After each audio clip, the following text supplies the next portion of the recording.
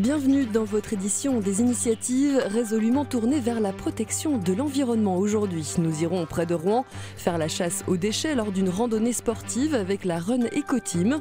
Nous découvrirons dans quel bac jeter les bouteilles de produits ménagers grâce à une campagne de sensibilisation itinérante sur les plages de France. Mais d'abord, parlons d'une pollution qui passe souvent inaperçue au quotidien, celle des mégots de cigarettes, et pourtant ils représentent 40% des déchets retrouvés en Méditerranée. Près de Marseille, des associations organisent des ramassages pour sensibiliser les fumeurs. Chercheurs de mégots par 40 degrés sur le bitume de Plante Campagne. Élodie, Thomas, Emmanuel se sont préparés un dimanche après-midi drôlement sympa à la poursuite d'un terrible petit polluant. Très vite, ils découvrent une mine prodigieuse. Je ne sais pas pourquoi les gens jettent ici, sachant qu'il y a des poubelles juste à côté. On a une poubelle là. Et tout au long, on a des poubelles et les gens jettent à côté les mégots. Le mégot, en fait, il met très longtemps à se dissoudre dans l'environnement et il pollue 500 litres d'eau. Un mégot pollue 500 litres d'eau. La problématique est posée. Ces membres de la jeune chambre économique du Pays d'Aix n'ont pas décidé de nettoyer le centre commercial, mais d'alerter sur nos réflexes. L'acte est tellement inconscient que tout à l'heure, on a démarré l'action. Les gens les ont vus en train de ramasser devant eux les mégots. Il était en train de fumer et quand il s'est levé, il a juste jeté le mégot devant et puis il est parti. 30 milliards de mégots chaque année composés de nicotine, phénol, métaux lourds. 40% de la pollution de la Méditerranée. Et pourtant, nous sommes peu nombreux à le savoir. Vu que tout est très très long à partir, ça doit être bien long aussi. Ça compte en une dizaine d'années, non? Quelque chose comme ça.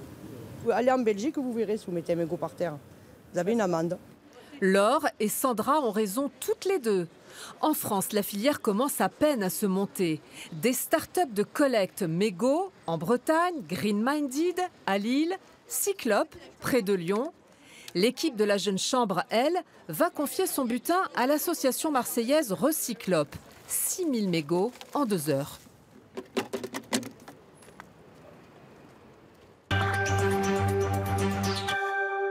Autre action de sensibilisation à la protection de l'environnement, en Corse cette fois. Le port de Saint-Florent a mis l'accent cet été sur la collecte des déchets. Il accueille de nombreux plaisanciers, pas toujours très respectueux du magnifique site maritime sur lequel ils naviguent. Bruno Guerrero, là, qu'est-ce que vous ramassez là?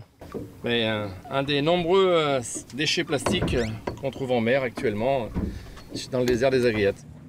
Et dans les eaux cristallines du golfe de Saint-Florent, cette pollution est une vraie menace pour tout l'écosystème.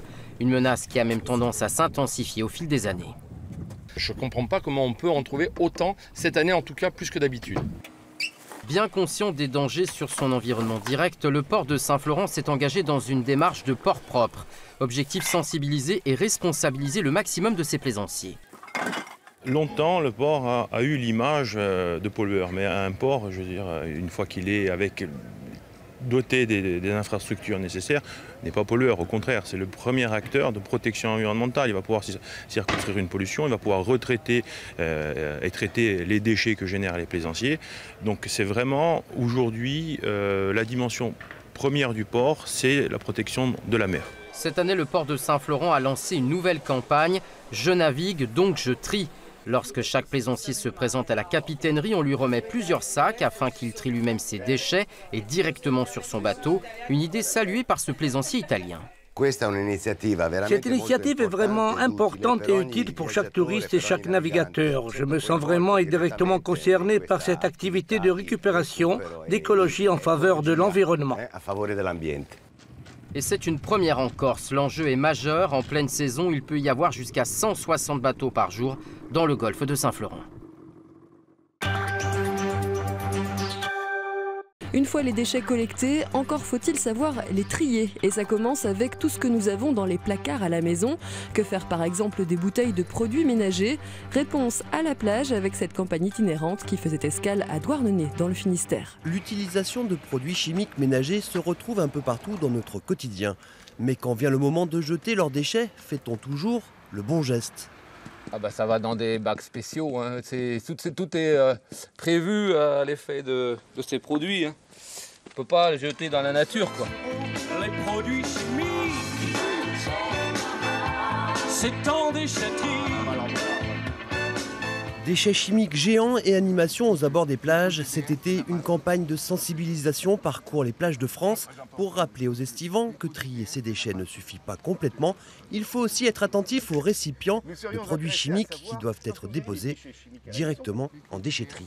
C'est pas clair tout le temps, mais ce qu'on fait, c'est souvent on va à la déchetterie et on pose la question là-bas, à savoir où ça se met, ils nous guident facilement. Si je vous dis par exemple de l'insecticide, je le mets à la poubelle ou à la déchetterie?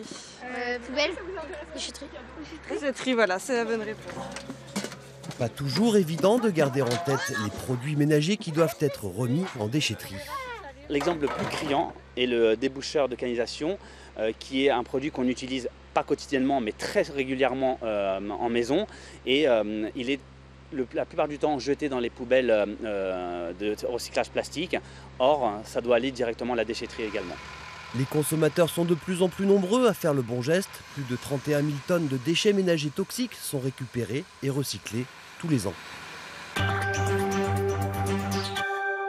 Et puis pour les plus sportifs, il est possible d'allier activité physique et protection de l'environnement avec la Run Eco Team. Le principe est simple, ramasser des déchets pendant son jogging. On vous emmène pour une séance dans la forêt de Saint-Étienne-du-Rouvray près de Rouen et chacun peut y aller à son rythme. L'initiative du jour nous vient de l'agglomération rouennaise et le choix de ce bois n'est pas anecdotique. Il y a énormément de déchets présents dans les alentours. On n'est pas encore allé dans la forêt, on a déjà ramassé plusieurs sacs, malheureusement, et beaucoup autour de la route, tout ça. Donc je vais vous demander s'il y a des gens qui veulent courir, s'il vous plaît. Visiblement, personne, peu importe, car l'important est de participer, même en marchant. Ça permet aussi de passer un dimanche avec les enfants, on se balade, puis en même temps, on protège un peu notre nature, non, c'est deux pierres deux coups. Laurence est venue en famille. Sarah a été sensibilisée sur les déchets à l'école et visiblement, la leçon a été bien retenue. Faut pas jeter des papiers par terre, sinon ça détruit la planète et ça pollue. Bouteilles, papier, plastique, les sacs malheureusement se remplissent. Une population éco-responsable, ce n'est pas pour demain. Ça me révolte, je ne comprends pas que les gens jettent comme ça. Qu'il y ait des problèmes de société, ok, mais ça ne coûte rien de mettre ses canettes à la poubelle. Hein. Dylan effectue là son 3e ramassage de l'année. Et dans son genre, c'est un repenti. Avant, en fait, je respectais pas. Voilà, je le reconnais, je respectais pas trop parce que je trouvais ça inutile de... je voyais pas en gros les conséquences. Bilan de l'après-midi, près de 200 kilos de déchets ramassés. Cela vaut bien une photo de famille.